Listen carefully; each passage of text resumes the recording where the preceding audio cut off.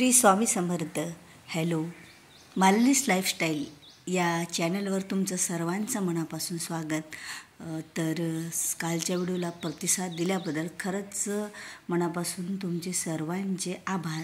आणि आज आपण बाहेर थोडं आलेलो होतो, तर घरी गेलो तर लगेच आमच्या साहेबांचं निघालं की चला बाजूला खूप गवत झालेलं आहे आणि गवत ते फवारून घेऊया. तर ते घराच्या बाजूला बघा, जर पडीत जागा असेल ती खरंच त्या जागेमुळे एवढा त्रास आपल्याला होतो ना. ती जागा कुणाची असेल असे नका, त्यांना तर काहीच गरज नसते, पण तो त्रास आपल्याला भोगावा लागतो. डासं, चिलटं, अडलेली झाडे असतात, जी विनाकारण वाढलेली झाडे बघा, त्यांच्यापासून फुलंही मिळत नाहीत, फळंही मिळत नाहीत. आणि जे काही गवत आपण म्हणतो त्याला, जे काही विनाकारण झाडं, त्याला तणकटसुद्धा असं म्हणलं जातं की ते काहीतरी एक आलेलं असतं आणि याच्यावर असे किटाणू असतात की ते आपल्याला रोगीट बनवतात. आणि खरंच पावसाळ्यामध्ये घराची अशी काळजी आपल्याला घ्यावीच लागते, कारण घरातली काळजी घेण्यापेक्षा आजूबाजूला जे काही आपल्या घराच्या कोणत्याही साईडला जवळपास जर असं गवत वगैरे काही वाढलेलं असेल तर खरंच त्याला आपल्याला फवारून घ्यायचं असतं. कारण आपण जर त्याची फवारणी केली ते गवत मरतं आणि त्यामुळे किटाणू, डास हे सगळ्याचंच प्रमाण आपलं कमी होतं आणि आपण सुरक्षित राहतो पावसाळ्यात. कारण पावसाळ्यात आरोग्य जपणं हे खूप महत्त्वाचं असतं. आणि हे जे तणकट आहे ना, ते खरंच आपल्या आरोग्याला एवढं धोकादायक असतं का नाही, आणि यामुळं आपलं आरोग्य बिघडण्याची सुद्धा खूप शक्यता असते. त्यामुळे खरंच आपल्याला ह्या गोष्टीची काळजी घ्यायलाच पाहिजे.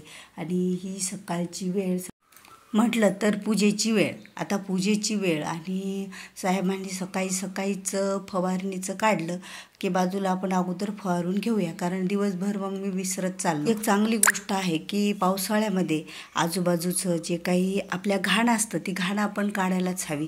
यामुळे जे घरात आपल्या इतके दुष्परिणाम होतात आपल्या आरोग्यावर, कारण पावसाळ्यात हे आरोग्य जपणं खरंच खूप आवश्यक आहे. त्यातल्या त्यात आषाढ महिना, श्रावण महिना आणि भाद्रपद महिना, ह्या तिन्ही महिन्यामध्ये आपल्या आरोग्याची काळजी एकतर घरातल्यापेक्षा बाहेरच्या ज्या आजूबाजूच्या ज्या गोष्टी असतात आरोग्य बिघडण्यासाठी त्यांना नष्ट करणे, म्हणजे त्या गोष्टीचं कुठंतरी आपल्याला त्या गोष्टीला आरोग्यासाठी जपणे ह्या पण एवढ्याच महत्त्वाच्या आहेत. आणि खरंच ह्या गोष्टी जपणं म्हणजे आपल्यासाठी खरंच खूप महत्त्वाचं. पूजा तर करून झालेली आहे आणि स्वामींना खरंच ज्या वेळेला आपण स्वामीजवळ बसतो, देवपूजा करायला बसतो, तर दररोज आपलं चालतं की देवा मला हे दे, देवा मला ते दे, स्वामी मला इथे द्या. नाही, आता बघा, स्वामींना तुम्ही मागा, देवांना तुम्ही मागा, पण एवढंही देवांना आपण परेशान नाही करू शकत की एकदा एक पूजा करायची आणि त्यामध्ये एवढं मागत बसायचं. त्यापेक्षा आपण स्वामी आपल्याला योग्य वेळ आल्यानंतर देतच असतात. कारण बघा, देवांना अशी एखादी गोष्ट मागा की बाबा मी जे काही कष्ट करते त्या कष्टाला साथ तुम्ही मला द्या, कारण माझ्या नशिबाला तुम्ही साथ द्या, कष्टाला साथ द्या, मी जे मेहनत घेते त्याचं सर्व फळ तुम्ही मला द्या.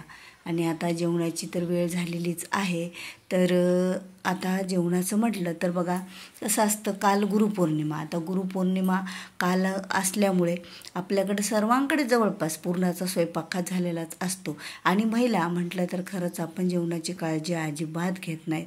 आपण शिळं काही जे उरतं ते खरंच आपल्याला वाटतं फेकून का द्यावं, नाश का करावं, आणि आपण ते खातो. पण खरंच यामुळे आपल्याला इतकी तब्येत बिघडती नाही, यामुळे एकतर कॅल्शियम भेटत नाही आणि आपलं रक्त पण वाढत नसतं. आता जेवण असतं, आता जेवणामध्ये जे पदार्थ आपले उरलेले असतील खरंच ते खाणं म्हणजे काही वाईट गोष्ट नाही. अन्नाचा नासोडा करायचाच नसतो, अन्न हे परब्रह्म आहे.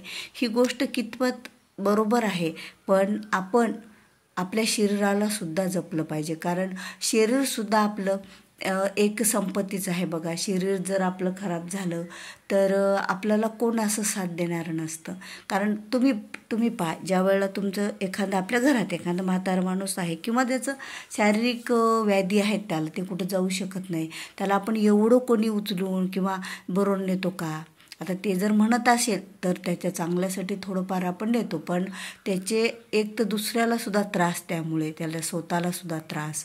त्यामुळे खरंच आपलं आरोग्य जपणं हे खरंच महत्त्वाचं आहे महिलांनो. तर आपण खरंच ज्या महिला ह्या माझा व्हिडिओ पाहत असतील, खरंच शिळं खाणं तुम्ही टाळा.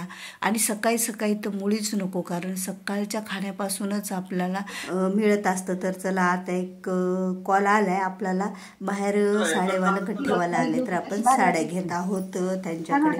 छान वाटली मला पण ती साडी, पण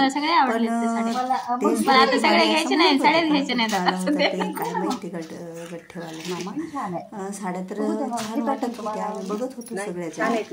मला आवडते जाऊ ते रिपीट मारलेले मॅडम त्याला खाली रिपीट आहेत त्याला, खाली जाणार नाही, खाली रिपीट आहेत त्याला, बोला त्याला बघू त्याला काय एक अशी तोडून दाखवा साडी इकडे घ्या. तुम्ही काय करा, आधी क्लिअर कर बघून घ्या.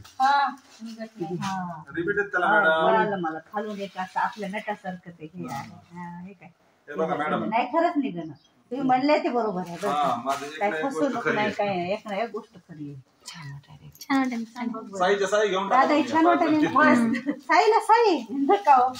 साईला साई तुम्हाला घालायला मामाचा गट्टा घे ना, मामाचा गट्टा घे. साडी वापरली लाडक्या बहिणीची